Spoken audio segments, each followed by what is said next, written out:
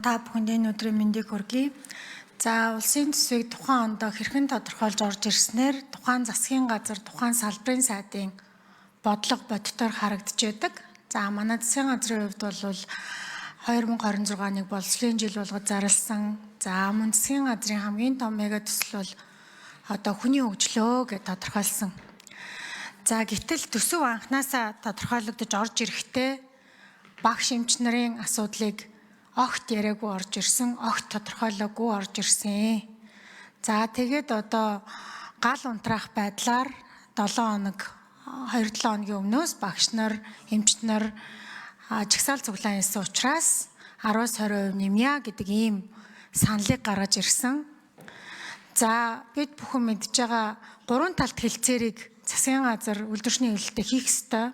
За нэгдүгээр асуулт, яагаад энэ хэлцээр засгийн газрын төсөв тодорхойлогдохоос өмнө хийгдэж орж ирээгүй вэ? За одоо ингээд төрийн албан агч нараас бас асуухад яг үнэндээ төсвийн бодлогыг тодорхойлж байгаа хүмүүс биш, олгогдсон цар хүрээндээ л ажиллаа хийж байгаа. Тэгэхээр энэ дээр бол бас яг бодиттой асуултанд хариулт тавна гэж харахгүй байна.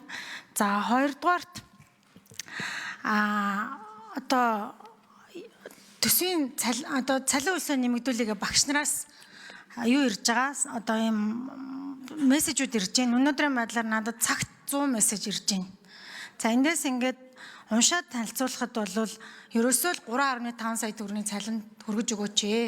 Өнөөдрийн оруулж ирж байгаа нэмэгдэлчин бол хүрэхгүй байна гэдэг ийм зүйл гарч ирж байна. За ингээд энэ хэлж байгаагаар нь 2 дахин нэмэгдүүлэхэд миний одоо тооцоолоор 3-4 их найд төгрөг хэрэгтэй. За та нарын нэмэгдлийг бол хүлээж авахгүй гэж байна. За манай байнгын орооны дарга бол сайд нарынхаа багцаас 10%-аар бууруулад нэмнэ гэдэг шийдэл байна улсын их хурл дээр гэдгээ хэлсэн. За гэтэл эхнээсээ сайд нар нь ингэж бууруулах юм бол бид нар ажлаа хэрэгжүүлж чадахгүй гэдгээ хэлээд эхэлсэн. За тэгэхээр би 2 асуулт байгаагаа асууя. Нэгдүгээрт энэ хилээд байгаа хөтөлбөр арга хэмжээнээс 10% бууруулахад хэдэн төгрөгийн цалин нэмэгдүүлж болох гээд байгаа юм бэ? Багш эмчнэрийн цалин дээр хэдэн төгрөг яг нэмэгдэх гээд байгаа юм? За одоо энэ хүсэж байгаа хэмжээнд 3.5 сая төгрөг болгоход биднэрт ямар нөөц бололцоо байгаа юм бэ? Энүүнийг хэлж өгөөч ээ. За 3 дахь асуулт бол яагаад үйлдвэрчний эвлэлтэйгээ урьдчилж 3 талт хэлцээрээ хийхгүйгээр одоо ингээд улсын хурлд аль хэдийн өргөн барьсан төсөлтөөр бид нарыг хилцүүлэх хийлгээд байгаа вэ? Яагаад гэхээр энэ бол үр дүнгүй. Бид нар хөрөнгө оруулалтаас авч чадахгүй, хуулиндаа захирагдана. Энэ урьдчилсан хилцүүлгээ яагаад хийгээгүй вэ гэдэг ийм 3 асуулт байна. За намын гишүүн маш зүйл асуулт асуулаа. Тэр яг 3 талт хэлцээрээ хиймээр байна. Энэ урсгал зарлал чинь бүгдээр хуультай зарлууд бай. Тэхийн хариулах юм. Нийгэм хамгааллын ямар хариулах вэ? За 4 номер, ажил хэсгийн 4 номер.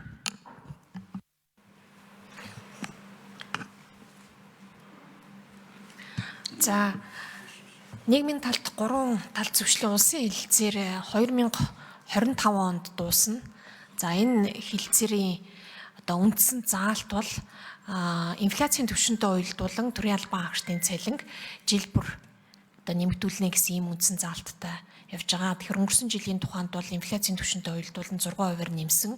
Өмнөх жилүүдэд дундаж одоо нэмэгдлүүд хийгээд явсан. За үүнээс гадна эрүүл мэндийн салбар, мөн боловсролын салбарын хэлэлцээртэй. Энэ салбарын хэлэлцээр дээр хэлэлцээрийн хугацаа бол одоо бол хүчин төгөлдөр байгаа. 3 жилийн хугацаанд хийсэн. За тэгэхээр энэ хэлэлцээрийн дүнд бол дундад цалин 3.5 сая хүргэнэ гэсэн ийм зорилттой. Тэгэхээр энэ зорилтын дагуу бас эрүүл мэнд боловсролын яам салбарын бодлогоо боловсруулад холбогдох төсвийг улсын төсвүүдээр тусгуулах чиглэлээр ажиллах нь одоо салбарын яамд тийм үндсэн чиг үүргээ гэж хэлж байна.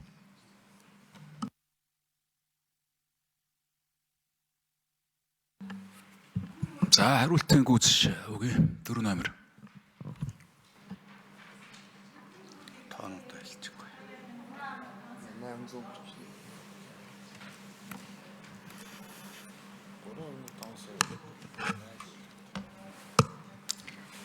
За үндсэндээ эмч ба багш нар мөн шинжилгээ ухааны салбарт ажиллаж байгаа ажиллагчдын цалин 15-аас 20%-аар нэмэгдүүлэхэд нийт үндсэн цалин нэмэгдүүлэхэд тэгэхээр үндсэн цалин 15-аас 20% нэмэгдэнэ гэдэг маань түүнийг дагалдан олгож байгаа ажилласан жилийн нэмэгдэл, мэргэжлийн зэргийн нэмэгдэл, зам ур чадварын нэмэгдэл, орон нутгийн нэмэгдэл 20-40%, гэх мэтэн дахиад нэмэгдлүүд бол нийт цалингийн хэмжээ, үндсэн цалингийн хэмжээтэй тэнцэх хэмжээний нэмэгдлүүд одоо ихэнх төрийн албан агчдын, үйлчлэгээний төрийн албан агчдын хувьд авж байгаа.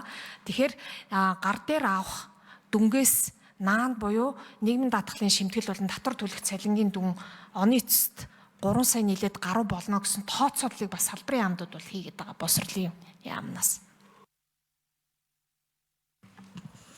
За, номын гишүүн тодруулъя.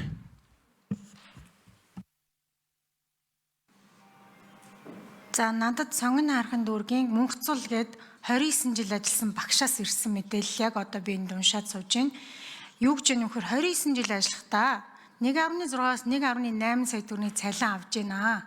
Одоо таны хэлээд байгаа олон жилийн нэмэгдэл, урамшуулал одоо юу байдیں бүгдийг нэмээд ингээ авж байна гэдэг чинь энэ хүмүүс цалингаа 2 дахин нэмэгдүүлээ гэж хэлээд байгаа байхгүй юу? Тэгэхээр би одоо сангийн яамнасаа бас асууя. Энэ хэлээд байгаа 2 дахин нэмэгдэл буюу 3.5 сая төгрөгийн цалин за одоо татвар нийгмийн даатгалын өмнө авдаг болгоё гэхэд яг улсын төсвөөс нийт хэдэн их 80 төгрөгийн санхүүжилт хэрэгтэй байгаа вэ? Энэ санхүүжилтийг яагаад анханасаа бодлоготой суулгаж оруулж ирээгүй вэ? Хэрвээ боловсролын жил гэж зарласан юм бол боловсролын жилийн бодлого тодорхойлогдсон юм бол төсвөөрөө энэ илэрх ёстой. Тэгэхээр салбарын сайд болон сангийн сайд бодлоготой хэрхэн энийг тусгаж оруулж ирсэн бэ? За, асуулт уу? Санал. За, 2 номер хариулъя. За, номын гишүүний асуултанд нэмж тодруулъя. Тэгэхээр боловсролын салбарын хувьд бол одоо авж байгаа цалин тооцоол бол нийт цалингийн сан бол 2.8 их 80 байна. За, тэгэхээр яг яригадаад байгаа үндсэн цалинг 3.5 сая төгрөг болгоход дагаад бас үн дээр үндэслээд бусад нэмэгдлүүд нь тооцохдод ингээд 3.3 их 80 шаардлагатай буюу нийт боловсролын салбарын цалингийн багц 6.1 их 80 шаардлагатай гэсэн тооцоол байдаг. За, таны асуусанчлан одоо гар дээр олгуул зохих цалинг 3.5 сая төгрөг болгуул гэж сая бас гишүүдийн асуултанд хариулж явах үед бас хэлсэн. Үндсэндээ бол энэ 20% нэмэгдлийн тооцооллоор бол гар дээр үндсэндээ бол гар дээр биш одоо олбол зохих цалин бол 3.1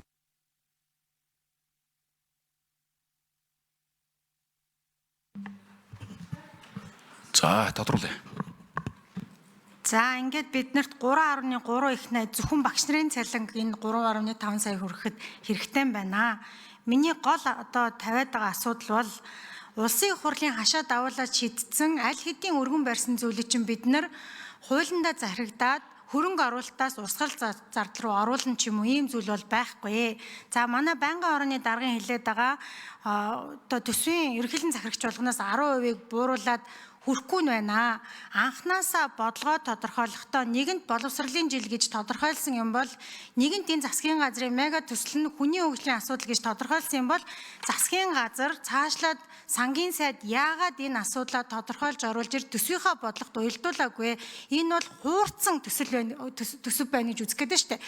Бодлого нь өөр юм яриад төсвийн бодлого нь шал өөр гарч ирж байна. Тэгэхээр энэ хоёр чинь хоорондоо огт нийцэхгүй, ажил ам хоёр чинь нийцэхгүй юм төсөв оруулж ирчээд одоо их хурлыг зас гэж байгаа чинь бол